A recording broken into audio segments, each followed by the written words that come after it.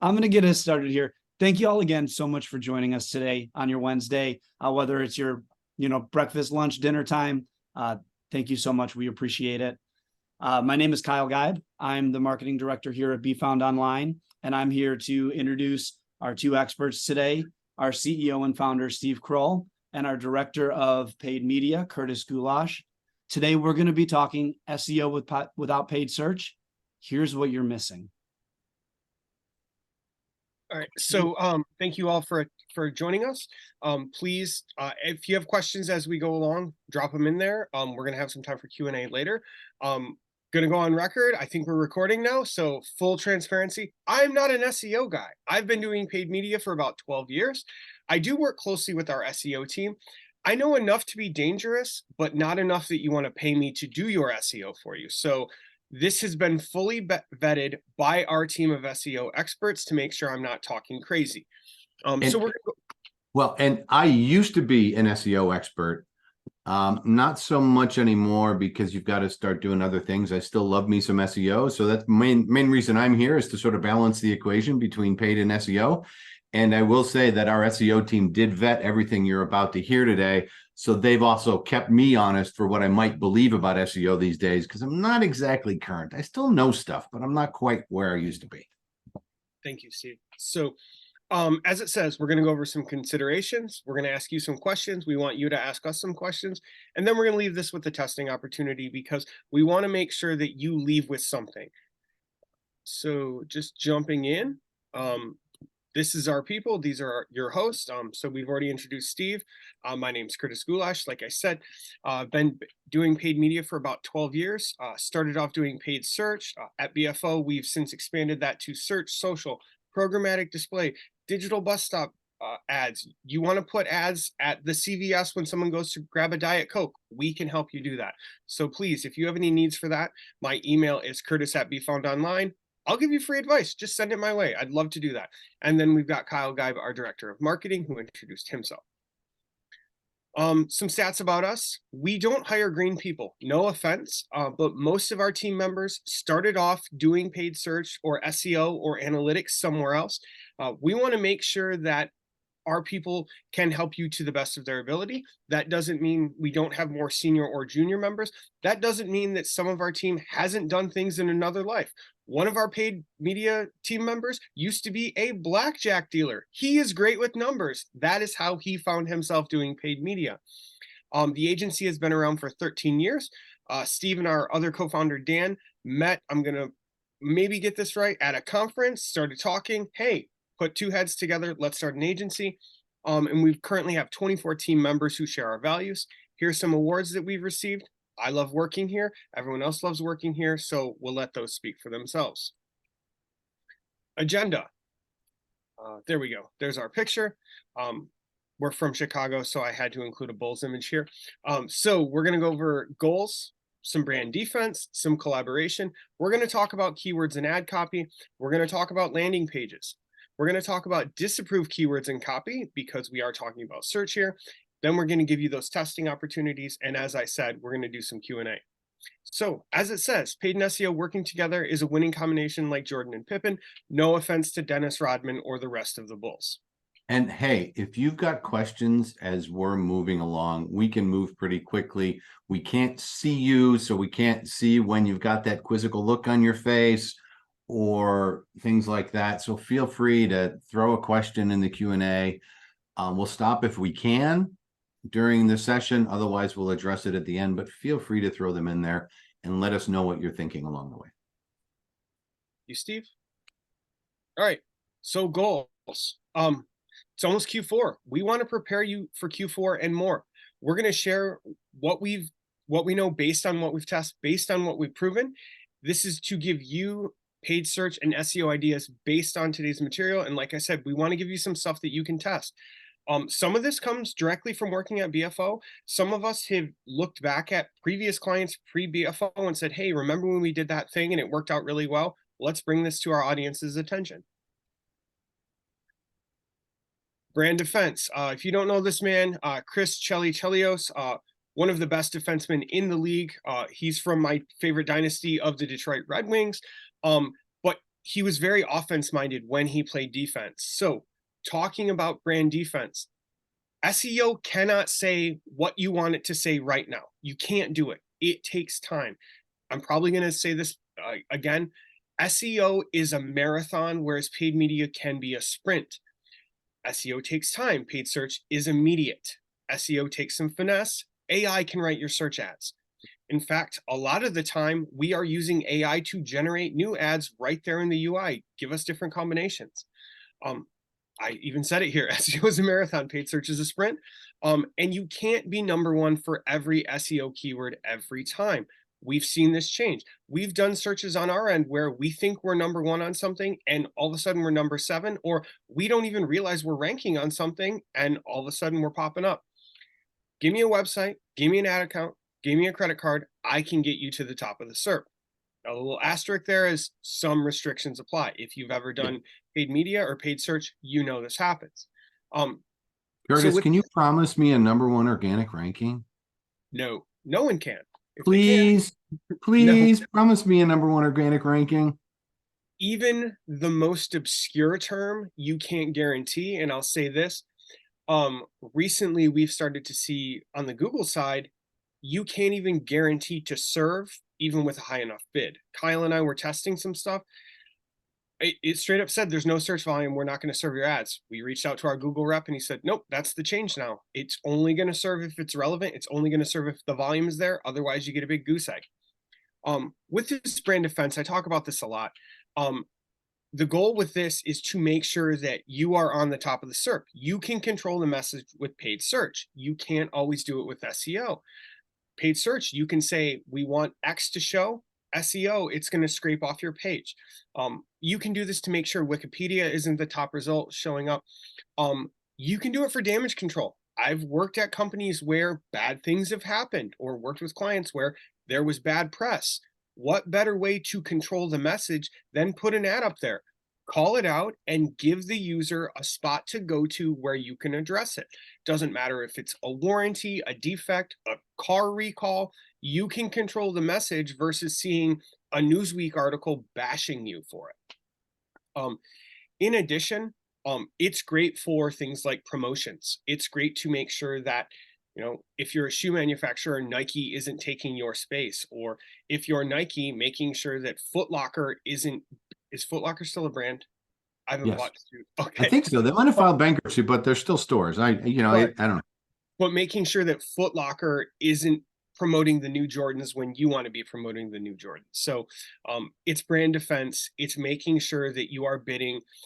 If you can't afford a full paid media budget, please put some dollars behind your brand terms. Make sure that you are controlling the message. Make sure that your competitors are not telling the story for you.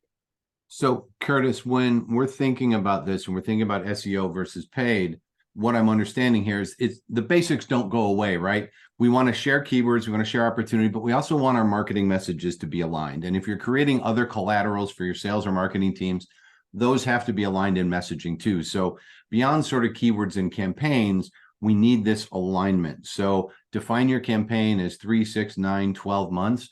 Make sure you're using your brand guidelines and brand messaging across all of this stuff. Or if it's a new product launch and you're writing some SEO content and you're going to run ads and landing pages with it, make sure there's consistency across those things, because the last thing or worst thing that you can do is to have an ad that says one thing, have a landing page that says another, and have a website that looks completely different than either of those two. Absolutely. And we're going to get to keywords in a second. So the last thing I'm going to say about brand defense, if you're an e-com business, you're probably going to run a Black Friday ad, a Cyber Monday ad, or at least holiday ads. Even if you start building those now for SEO, there's no guarantee they're going to show up. But you can put your brand name with sale, with discount, with holiday in your keywords, in your copy, put you right at the top. So if people are searching for your discount, boom, it's right there. They don't have to go to your site, not find what they're looking for and navigate away. So in addition to brand defense, it's going to help the end user get to where you want them to be on your site. All right. So talking keywords here. Calvin and Hobbes, they didn't play professional hockey or basketball. They played Calvin ball. If anyone here, Calvin Ball, thank you for bringing that if up. anyone here can name every rule to Calvin Ball, we will send you a Starbucks card. Are there a number of rules? Kyle, any idea how many there are? So many rules. Well, because you can invent them on the fly to change the game. Exactly. Infinite number of rules to Calvin Ball. So with keywords, if one channel's got poor performance, the client has poor performance, you all have poor performance. I don't care if your SEO agency is a different agency than your paid agency. I don't care if you do one thing in-house and you're doing it somewhere else. You're all going to suffer. The client's not doing well, you're not doing well. So it, like Steve was talking about, it starts and ends with collaboration. You want to fill in gaps, you want to combat those poor SEO rankings. So look at the intent behind your keywords, incorporate those into your paid search campaigns. So if you're doing well for paid search, why aren't you bidding on, or not bidding on those, but why aren't you monitoring those and building those out for SEO? On the flip side, if you're doing great for paid search, suppress those in SEO. You're already in position one. You already got the ROI that you want. You can start suppressing those for SEO. And we'll talk about this a little later. Yeah, go ahead, Steve. A couple of notes. One, if you're ranking high in SEO for your brand name, please do not turn off your brand search. It's been proven time and again that you're not going to save money by turning off your brand, because the top of the search results, first of all, it's becoming more and more Google centric and zero click centric, etc. But the reality is, if you're not bidding on an ad there, somebody else is going to, and they're going to get the clicks. Yep. So while ads only generate 10% of the clicks, that's 10% of the clicks that you will not be getting. So be mindful of that. So never do that. And if your boss is telling you to stop bidding on brand terms, I want you to Google the nuclear PPC test that you shouldn't do. There's a great article on it. It will tell you how much money people have lost by doing this. Or call Curtiss. Yeah. So most advertisers, they don't have the budget or resources to be in position one for SEO and paid. So what can you do? Make sure you're focused on what's tried and true. Make sure you're not so much focused on aspirational. Make sure you're guiding users to where you want them to be. If search is buy and SEO is teach, two different strategies, they work together, but you need to make sure that your keywords are aligned. If it's a new product with a new landing page, if it's a new website, if you're doing some rebranding, paid search, paid media in general is a great way to get out there, because SEO will take time.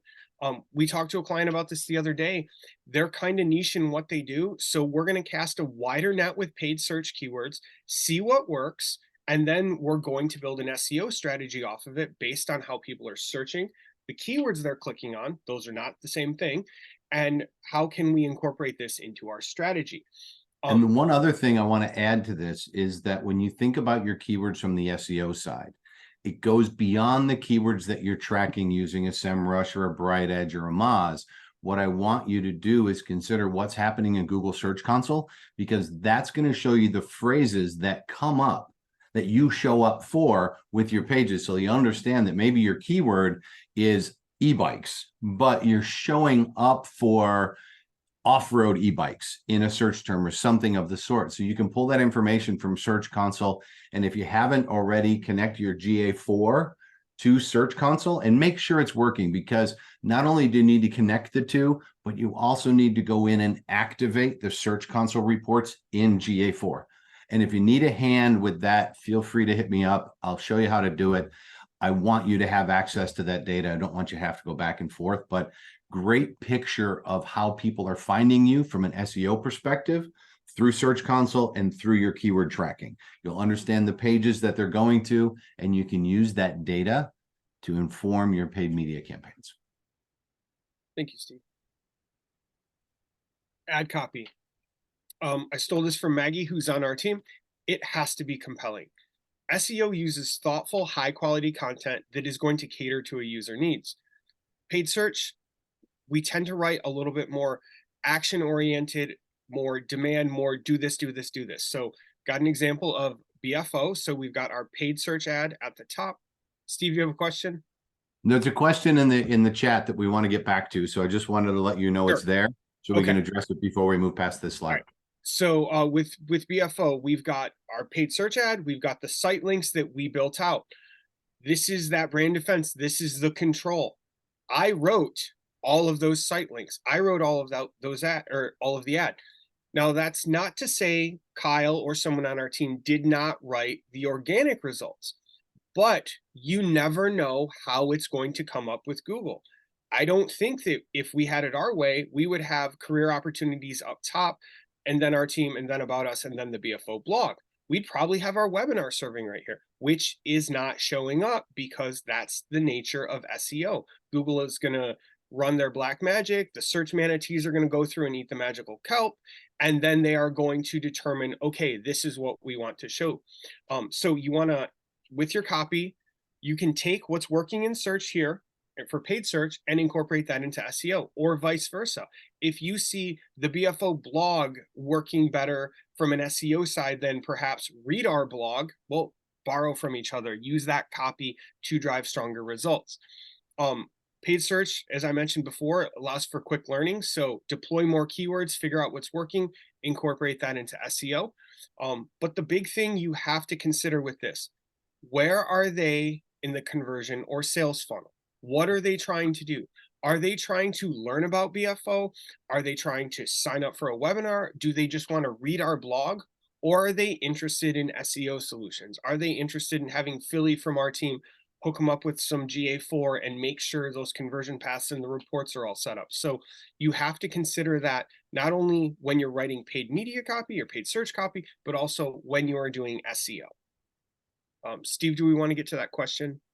Absolutely. So Jacob asks, with LSAs now showing top of SERP, have you found any factors that contribute to LSA success? The guidance Google provides is pretty lacking. So wondering if you have any insights on how these work alongside traditional PPC. So I'm assuming by LSA, you mean local search ads. So the big thing with those, and Steve and I have talked about this very in depth, those are coming from Performance Max. So what's happening with those is LSAs are more, they're going to be your organic side of things. So you set up Google My Business, you fill out the search console, you register it all, boom, you're going to show up on top. Whereas bidding on something like North Chicago Hair Salon, you may not even serve an ad because that LSA is there. So what we're trying to do with those is you got to be on PMax. So you can select where you want to serve for Performance Max.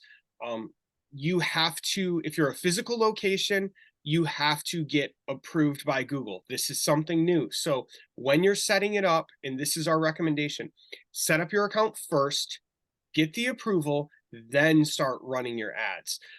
So it's not necessarily working in tandem, but it is a way to ensure you're serving where you want to be. They serve on the SERP like a traditional ad. They're going to serve on YouTube. They'll even serve in Google Maps. We were doing research for a client who does custom framing.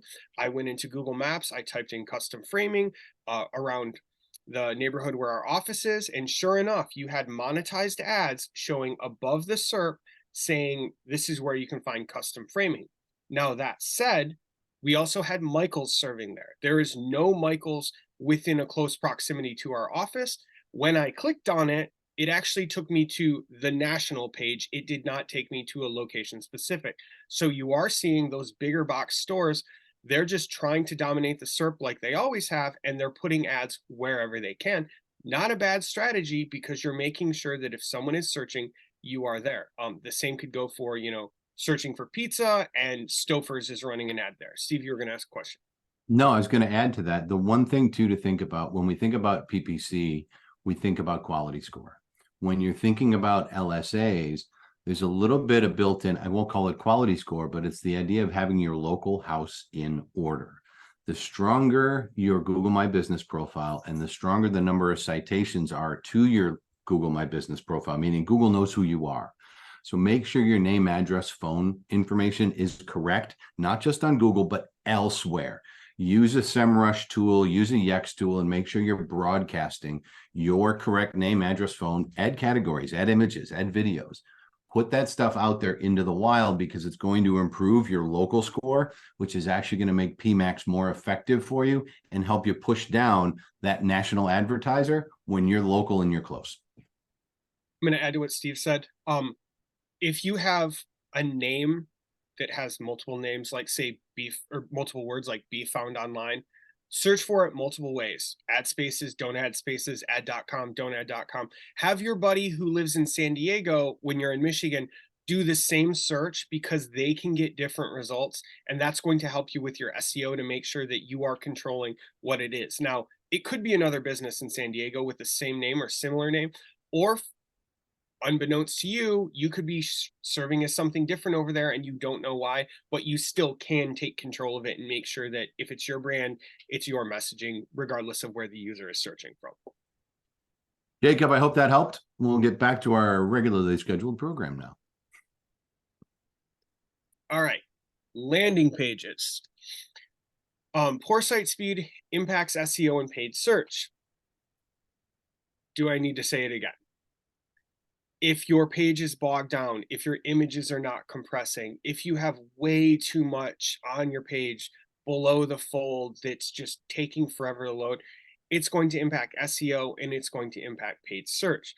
Paid search probably a little bit more immediately, because if an ad is not serving, if you've got a pop-up on there, it's not going to work for you. So you want to make sure that you are optimizing based on what traffic you are doing. So you can do two things. You can take your paid search landing page that's doing well, the stripped down landing pages without all the clutter, without all the links, without the unnecessary video, and you can optimize that for SEO. If it's doing well for paid search, optimize it for SEO. Do an A/B test on the back end, see how it works.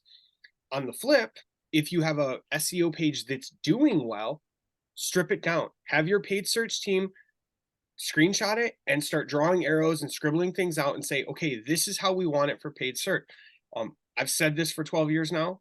With paid search, we're selfish. We want our own page. We don't want it to be navigatable. We don't want it to link to Facebook or to your YouTube, because our goal is get them to do the thing, and that's it. We want to make money. We are not working down here. We're not trying to educate you. As Mike says, Mike's one of our team members. Mike write ad, you click ad, you buy thing, Mike good boy. That's what we want you to do. We want you to click the ad, do the thing, and then we're done. SEO, they want to educate you. It's a longer process. I've said this before. It's the marathon, it's not the sprint. So what's your goal? Is it conversions? Is it leads? Kyle, we were talking about patios the other day, and I said to him, here's an example of how we can take a normal conversation and turn it into work. If I Google brick patio pavers, my intention there is to buy. If I add in the word buy, if I add in near me, if that is what someone is searching, the ad should show them where they can buy them, add them to the cart, buy now, go pick up at Home Depot, Lowe's, neighborhood mom and pop. If I'm searching for how to build a brick paver patio, I should be landing them on a page that walks them through the process. And if I'm a big box home improvement store, I walk you through the process, and at the bottom, I show you the sand you need to level it out, the string, the guides, everything that you can add to the cart and now make the purchase. So Can you give me the list of curse words I'm going to use when I start installing that patio? yeah, exactly. And how many times you'll be going back to Home Depot because you never go just once? Yeah. So I've got 2 hacks to add to this for everybody listening. 1, landing page hack. If your site speed is awful and you can't find your way to fix it right now, first of all, use Core Web Vitals or Google Page Speed or YSlow and look at how fast or slow your page is. But my landing page hack is use your marketing automation suite to build a landing page in your look and feel. Build it on a subdomain. Use your HubSpot or your Marketo or build it out. Just build a landing page there, because that'll be faster than your website and you'll get brownie points for it. So super cool little hack there. The other thing to think about, you've started searching differently in the last several years. How? Well, you've started talking to this thing a lot more, and it started to talk back. When you're talking to this, you're using questions. When you're talking through your keyboard, you're using keywords. When you're building your landing pages, consider using an SEO tool like SEMrush to find out what questions people are asking about the keywords that you're bidding on. Bring these two things together, then drop one or two of those questions and answers on your landing page. No, not at the top, not where you need it to be, just there as food for thought, not only for your users, but also for Google to help your quality scores for that page and to help people who might be asking that question see your ad. Thank you, Steve. All right, so disapproved keywords and copy. I can't say we've all, but a lot of us have been penalized in Google for paid search. We had a client in the height of the pandemic. They were the first FDA approved COVID test shipper. Couldn't run ads. We were disapproved. Google did not allow it. We've had other clients who were losing in the bidding shootout. You don't have enough money to bid on the terms. So this is where you need to develop your SEO strategies for where paid can't go, because Google, for the most part, is still allowing SEO to show up, even if ads aren't. And then you want to build your SEO so where you can't afford to go. So I'm going to give you some quick examples. So what can't you bid on Google? Cannabis, weapons, some alcohol you can bid on, some you can't. There are rules, whether you can ship from one state to another where you have to ship internally. Some gambling is allowed, some is not. Some you have to focus on the app. You can't actually talk about bidding. Crypto, whether or not you think the bubble burst, it's still regulated. There are still some cities where you cannot serve a crypto ad for Google. Healthcare and prescriptions. If you've ever done any research, a lot of the time, if you search for like MS medication, you might not get the actual brand name. They're going to talk to you about solutions and how to help you. So you can educate there, but you can't talk about the brand. And then politics. We've got an election coming up. Oh, let's talk politics. You'll see some ads, but it's not necessarily around a candidate. It's around policies. It's around what they're trying to accomplish. On the where you can't afford to go for SEO, I've had two clients in the past. One of them, the term DDoS attacks, if you don't know what that is, it's a massive hack where it's a distributed denial of service attack. Yes, they take down your site. We were dealing with $80 cost per clicks on those. Another one, and I butcher this word every time I try and say it, mesothelioma lawyers. Over $100 cost per clicks on those. Huge. You can't really afford to do that. Yeah, you might make a lot of money if you get someone to click and you go to trial or whatever, but how many people are going to click that don't turn into a paying client? So you can optimize your SEO for these things. You want to make sure you're doing it. It's just the game of, okay, what can we afford? What can we do? SEO team, we need some help here. You can still look at your metrics in GA4, in SEMrush, in Google Trends to see what's working, how people are searching. There are lots of ways to test around it. For some of these clients, in the past, we've just built out the keywords, let them run, and you don't think they're going to run, but still you pop in every couple days. Try it. Are you getting any impressions? Or can you hack around it to figure out, hey, how do we do this? With any of those topics I mentioned, BFO has hacks around it. It might not be a search ad, but we have figured out ways to reach people searching for those types of things, or, we can optimize your SEO there. So there are ways around it, but usually the way is SEO, making sure your SEO is exactly where you need it to be. So two relevant examples here of clients. We have one client who was in the CBD business. And as Curtiss mentioned, advertising is touchy in that space. And this client knows that, but he's also moved his business into mushrooms, not psychedelic mushrooms, but healing mushrooms. And he's had the sites co-located, right? Mushrooms on one side of the site and CBD products on the other side of the site. And he wants to advertise mushrooms. Well, guess what? He's kind of stuck. And what we worked on was, okay, separating mushrooms into their own space and place so that you can sell them. There are no restrictions on advertising for mushrooms, but there are restrictions on CBD. So the logical answer is, while we could SEO all of it, the reality is that separate your mushrooms, because for him, it makes business sense too, because he's moving toward mushrooms. And his logic is that the benefits of CBD, CBG, CBN, and some of those things, the science is sort of coming out that are not as great for sleep and anxiety as we thought they were. Some of them are good, some of them aren't.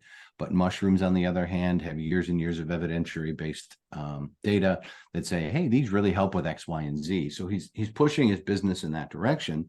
So it also makes sense from a business perspective to put mushrooms over here and put CBD over there. While we could have optimized the site, we support the splitting and down the middle of the sites to say, hey, go that way.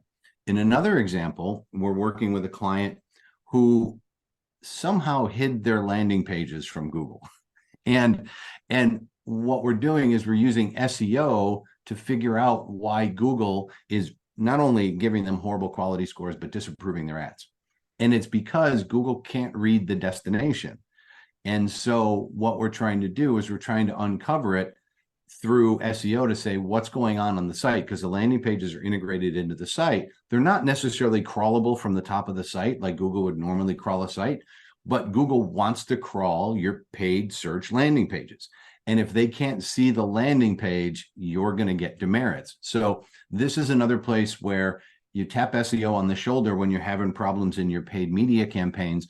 And it's not that SEO has all these great ideas, it's that you get in a room together and you come up with shared solutions where SEO can go look at something a little differently than your paid media team might, and you'll find different answers, and you approach the question a little bit different way, and you can unlock these pages to improve quality scores, reduce cost per clicks, and ultimately have a more cost-effective campaign.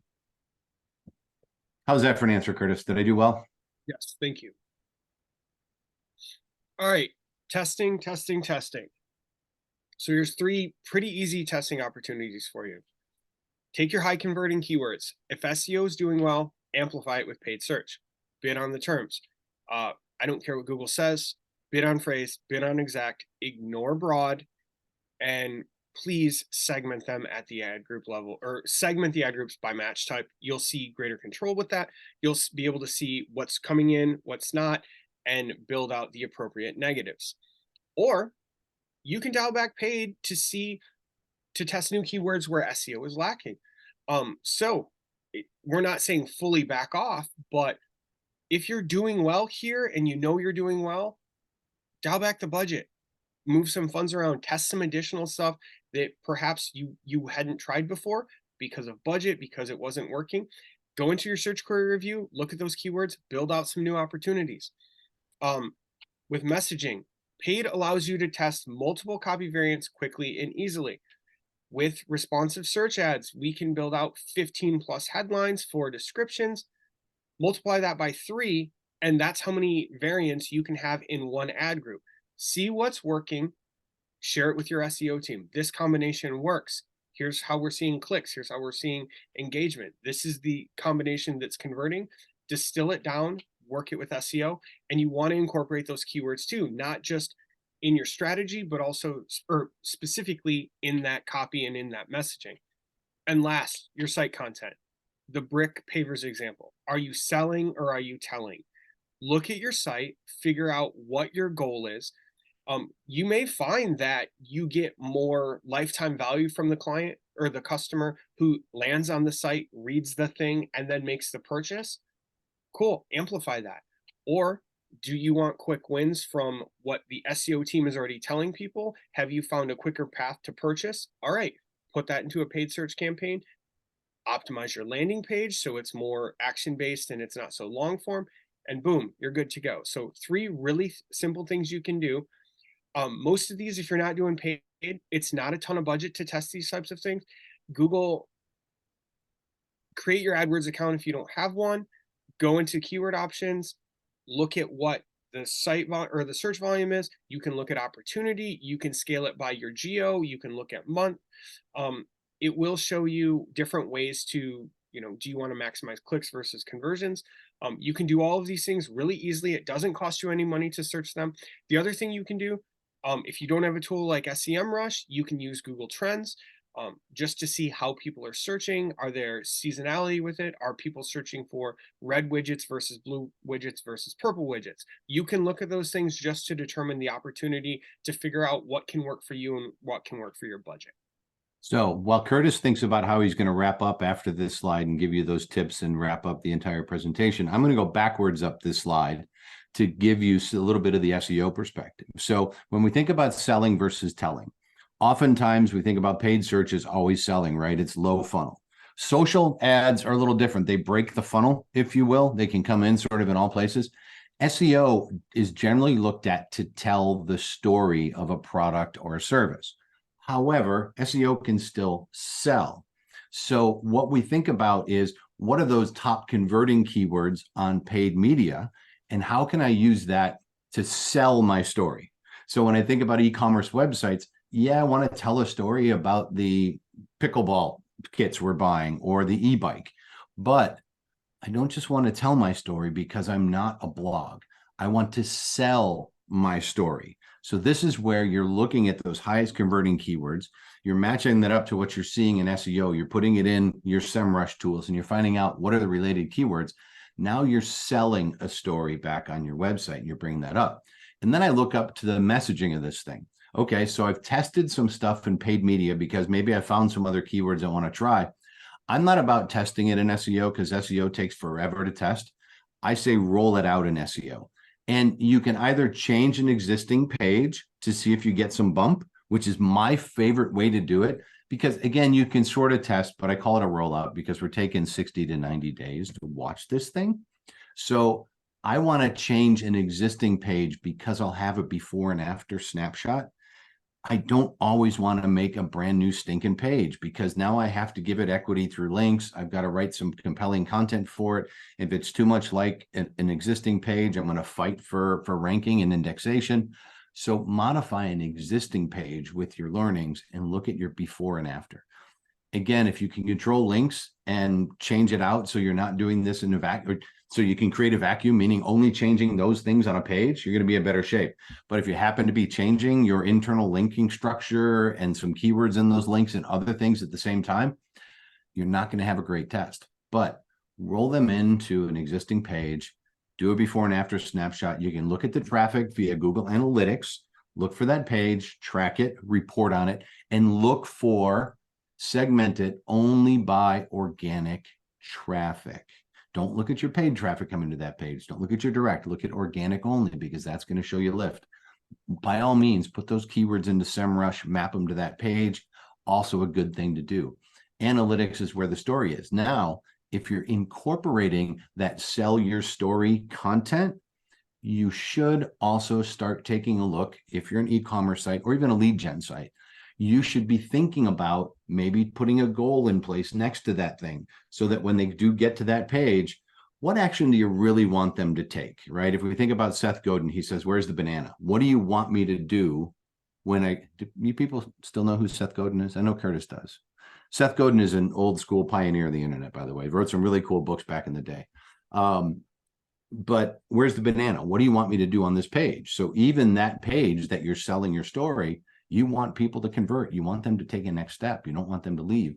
So think about building a goal path there and find out if people are marching to that goal, or look at the revenue from that page, see if people are converting from that page. So now your test has some meat, right?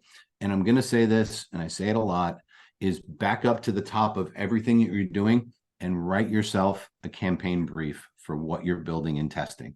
Write that I'm going to test and build the synergies between organic and paid search and see if I can impact one side or the other, or maybe both, what you hope the results will be, how you want to report on that. Because if you just go at this and you start shadowboxing for testing and figuring it out along the way, you may not know if you've won or lost, if you don't know what you want to track. And PS, for the record, you can change what you want to track along the way if the data is not quite there, but at least you have an idea at the start. And you can also gain alignment from both your paid and organic teams, as well as maybe the boss, to make sure that, oh, that sounds like a really cool test. Thank you for the campaign brief is what they should tell you. They might give you some feedback, but then you can get to work at it. And also make sure you've got a timeline on this thing. If we're talking about SEO and paid and sharing and caring, you want 6 months to do this work. I think, Curtis, is that a good number to put on this to say you can get some testing on both sides and get some real results and have some places to move forward? I'd go with that. Yeah. So These are numbers. that's my little speech to finish up in that regard. But definitely think about all of these things when you're building and testing your campaigns. And if you need a campaign brief example, go out on the internet and search for marketing campaign brief or digital marketing campaign brief. You'll find some. If you want to cheat, send me an email. I'll send you a copy of our campaign brief. You should have one for everything you do. Thank you, Steve. So just recapping real quick, defend your brand, align your keywords, align your copy, optimize your pages based on what you're trying to do. Are you selling versus telling? And then use SEO to go where paid can't or where you can't afford to go. Kyle, Go where no man has gone before. We needed Kyle, a Star Wars, a Star Trek image on that slide.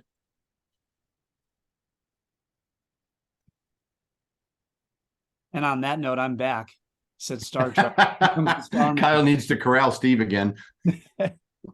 I've just been summoned. I heard outer space, so I just beamed myself down. I imagine everyone's head is spinning. That was a lot of really great information. Thank you to the both of you for the time you put into this. Thank you to our SEO team for helping inform this as well. As you can see, we've got a team of crazy experts. You heard about Mike, you heard about Philly, you met Steve, you met Curtis. And as a thank you for taking the time to meet with us today, to learn a few things from us, we wanted to extend an offer to this audience. So this offer is available if you're a current client, if you're new to BFO and you just wanted to see what we were all about. This is a great way to explore a new service line with BFO. So this hasn't been rolled out or launched to any audience aside from this one. It's a little bit of early bird access as a thank you. So if you engage with BFO for a 6-month engagement or longer on any of our service lines, you'll receive your first 3 months at 20% off. So if you're a current client and you're taking advantage of all of the great work our SEO experts are doing, and you are now intrigued by how paid can benefit your business, now's the time to reach out and start talking to us. So I've got a QR code there for you guys. Feel free to scan that. You can book some time with Steve. You can also email Steve. Just to reiterate, if you sign on for a 6-month engagement or longer with Be Found Online, we're going to take 20% off of your first 3 months. And with that, I'd love to get into questions and answers. I got a few questions here for you, Curtis. Are you ready for them? let's do it. All right. Hey, audience folks, if you've got more questions, throw them in the box. We're happy to answer as well. We got a few to chase down. So the first one, I can imagine how this would feel like you can't move past this. So somebody has asked, what if I don't have a budget for paid search? What you need Find to a do new is job? set up your Google account. You'll be brand new, so you'll have to have a credit card attached to it. Set it up, bid on your brand terms, exact and phrase only, build out those negatives. If you don't know what negatives are or what they do, email me. I will gladly help you with this. I could probably even build you a bulk sheet, and just see what the opportunity is there for your brand terms. From there, figure out your wins, figure out what's driving revenue, and then build out your test budget. So if you have a 4-to-1 ROI, anything above that, that's your test budget. You go to your boss and you say, I made us X more. Now I want to test this keyword or this product. So start there. Start with brands, see what the opportunity is. Also, if you're very niche and people are searching for what you do, but no one else is there, you can test those keywords as well. It's called pay per click because you only pay when someone clicks on your ads. So if someone is not clicking on your ads, you're not going to pay. And with that said, tell your dev team, tell your analytics team, tell your boss not to click on your ads because Google doesn't care. They're going to charge you.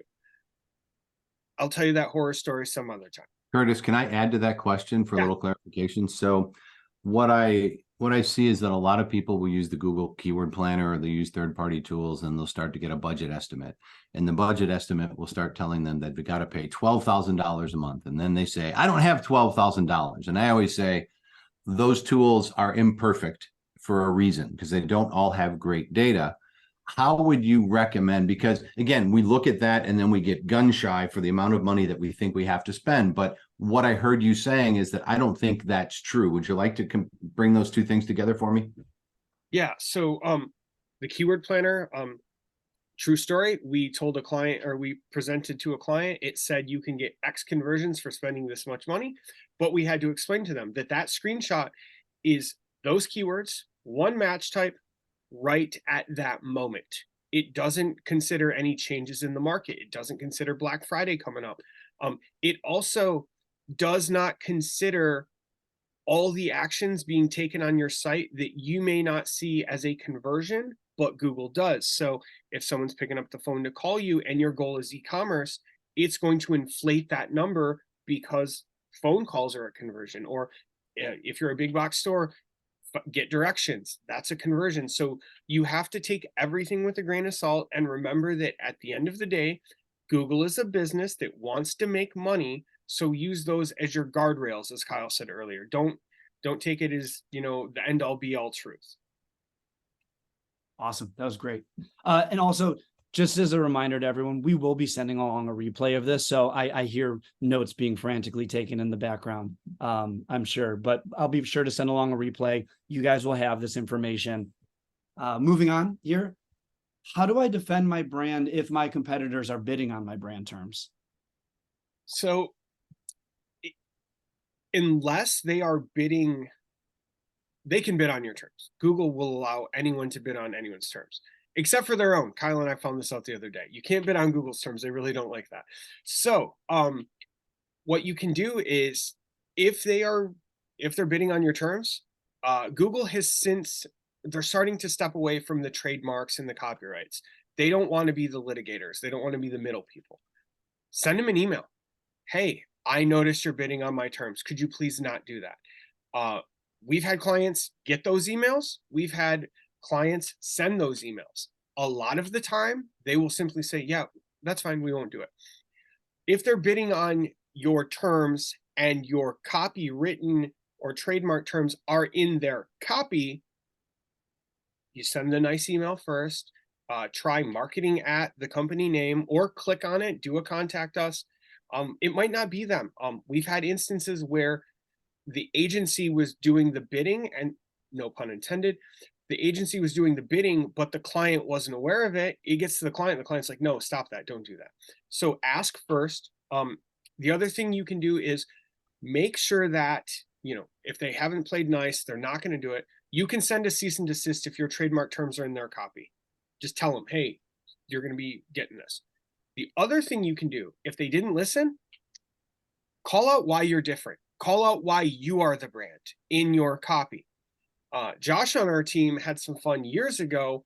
It's called conquesting. So we were getting conquested, or our client was, by another brand.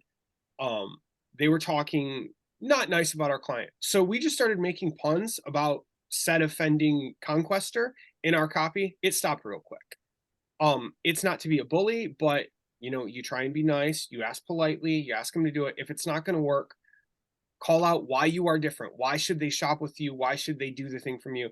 And in some cases, if you are if you're Kleenex, you've become the generic in your industry, call that out. X amount of years experience, the original. So people understand that, like, hey, these are resellers or these are regional acts who, I don't want them. I want the big guys over here. Curtis, can I back this up a step Yeah. too? My understanding, and this may be wrong, which is why I ask, I'm trying to clarify for my own edification, is this idea that if I'm bidding on my brand and it is my brand and I own it, others will have a very hard time outbidding me for the number one spot. What's the truth in that? Can they run up the auction prices? And will I have to follow suit, or am I always going to be in number one if I'm spending 25 cents a click? So it's what we used to call keyword quality score. Google got rid of it. It's been at least a year, if not longer. So with that, you will typically see, so if we're bidding on befoundonline.com and a competitor is bidding on it as well, if we're paying 50 cents or we're bidding 50 cents, they're going to pay at minimum 55 cents. Now, if their landing page load time isn't good, if their copy isn't relevant, if they're getting a poor rating in their account, they're going to pay a little more because it's not their brand term. That's why you will have brands, the big ones, let's say Nike, bidding $100 on their own term. They know they're not going to pay it, but they're going to ramp up your cost because you're bidding on their term. And when someone clicks on it, you're going to spend more money. And it's about that ad relevance. Your keyword needs to match your ad copy, needs to match your landing page. And that's where you get those. It's not called a quality score, but a poor ad rank, a poor quality score, because it's not all aligning. Cool. Thank you, Curtis. You're welcome. Awesome. Next question we got here. This one feels like maybe we should have jumped in a little bit earlier on this, but how do I do keyword research? You use Google Keyword Planner. You use Google Trends. You call BFO? You call BFO. If you have an SEMrush account, you can try that. You might even be able to sign up for a trial. Lots of great tools in there. SEMrush, I wasn't an advocate for a while, but they've done a lot of expansion on their end. Lots of new opportunities, whether you're searching for SEO or you're doing advertising. A lot of those are there. The other thing you can do, go to your competitors' sites, read the content, see which words are sticking out, grab those keywords and start doing organic searches for them. See how other people are searching. You can kind of gauge how much competition is there, how much competition is not there, and figure out where you can fit in. The other thing you can do, go into our favorite tool, ChatGPT, give it your landing page and say, what paid media keywords could I bid on for this page? Make sure you say please, so when Skynet takes over, it knows you're one of the nice ones, but ask it what you can do, and it will help you out. Now, two things about that. One, it's a machine. It doesn't know everything. It doesn't have your years of experience in your job. Two, its years of experience stop about 2 years ago. So it may make recommendations that are present, or sorry, it may not be the most timely with recommendations. So it may not be current, is what I'm trying to say. So please consider those things, but it is a great tool to use. It's not the be all end all. It doesn't make me fear for my job, but it is something that we can all use to do research, write copy, things like that. My yes and to that is, number one, pay for ChatGPT-4. It's $20 a month and it's orders of magnitude larger and more powerful. It's one step closer to Skynet.